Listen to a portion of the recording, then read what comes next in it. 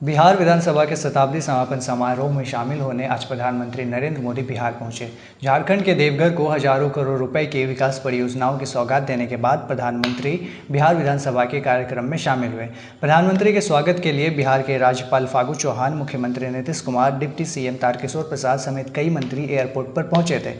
Patna airport से प्रधानमंत्री बिहार विधानसभा गए। विधानसभा में उन्होंने शताब्दी स्मृति स्तंभ का उद्घाटन किया। इस स्तंभ को बिहार के प्रतीक के रूप में विधानसभा परिसर में लगाया गया है।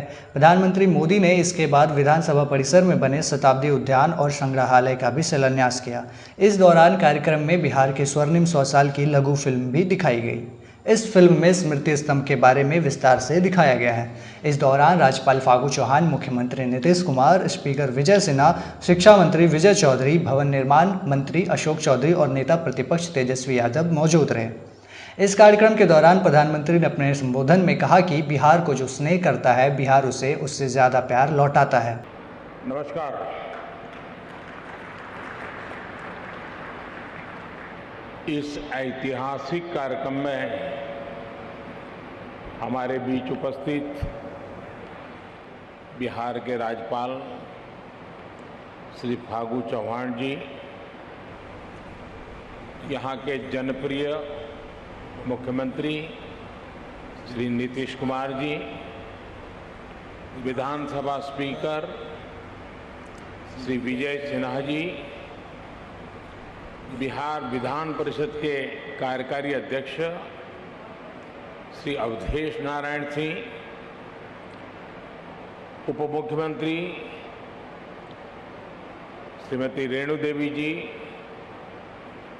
तारकिशोर जी, नेता प्रतिपक्ष श्री तेजस्वी यादव जी, सभी मंत्रीगण, विधायकगण, अन्य महानुभाव, देवी और सज्जनों, आप सभी को, बिहार निवासियों को बिहार विधानसभा भवन के शताब्दी वर्ष की बहुत बहुत शुभकामनाएं। बिहार का ये स्वभाव है कि जो बिहार से स्नेह करता है, बिहार उसे, उस प्यार को कई गुना करके लौटाता है। आज मुझे बिहार विधानसभा परिसर में आने वाले देश के पहले प्रधानमंत्री होने का सौभाग्य भी मिला है। मैं इस स्नेह के लिए बिहार के जन जन को हृदय से नमन करता हूं। मुख्यमंत्री जी का, स्पीकर महोदय का भी हृदय से बहुत बहुत आभार व्यक्त करता हूं। साथियों, मुझे कुछ देर पहले शताब्दी स्मृति स्तंभ के लोकार्पण का अवसर भी मिला। ये स्तंभ बिहार के गौरवशाली अतीत का प्रतीक तो बनेगा ही, साथ ही ये बिहार की कोटि कोटि आकांक्षाओं को भी प्रेरणा देगा। अब से कुछ देर पहले बिहार विधानसभा म्यूजियम और विधानसभा गेस्ट हाउस का शिलान्यास भी हुआ है।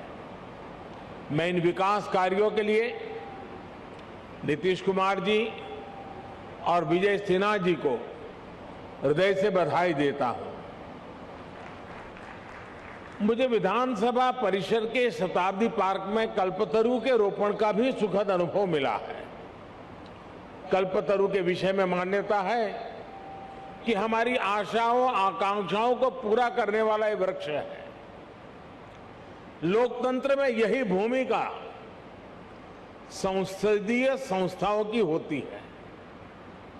मैं आशा करता हूं कि बिहार विधानसभा अपनी इस भूमिका को इसी निरंतरता के साथ निभाती रहेगी, बिहार और देश के विकास में अपना अमूल्य योगदान देती रहेगी।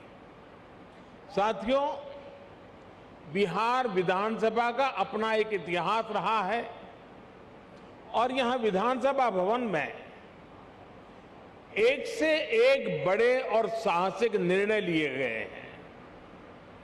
आजादी के पहले इसी विधानसभा से गवर्नर सत्येंद्र प्रसन्न सिन्हा जी ने स्वदेशी उद्योगों को प्रोत्साहित करने, स्वदेशी चरखा को अपनाने की अपील की थी।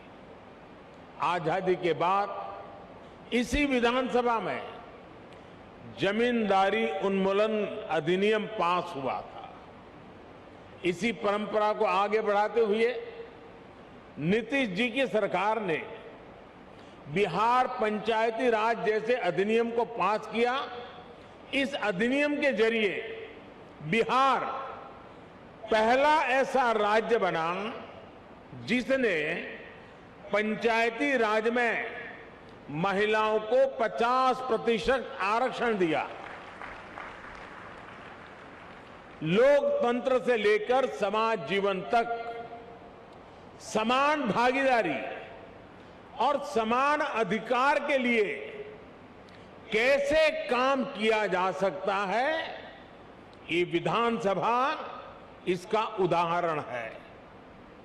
आज जब मैं आपसे इस परिसर में विधानसभा भवन के बारे में बात कर रहा हूं, तो ये भी सोच रहा हूं कि बीते 100 वर्ष में ये भवन, ये परिसर कितने ही महान व्यक्तित्वों की आवाज का साक्षी रहा है। मैं नाम अगर लेने जाऊंगा तो शायद समय कम पड़ जाएगा, लेकिन इस इमारत ने इतिहास के रचयिताओं को भी देखा है और खुद भी इतिहास का निर्माण किया है। कहते हैं वाणी की ऊर्जा कभी भी समाप्त नहीं होती। इस ऐतिहासिक भवन में कही गई बातें, बिहार के उत्थान से जुड़े संकल्प एक ऊर्जा बनकर आज भी उपस्थिति है। आज भी वो वाणी, वो शब्द गूंज रहे हैं। साथियों, बिहार विधानसभा भवन का ये शताब्दी उत्सव एक ऐसे समय में हो रहा है जब देश अपनी आजादी का अमृत महोत्सव मना रहा है।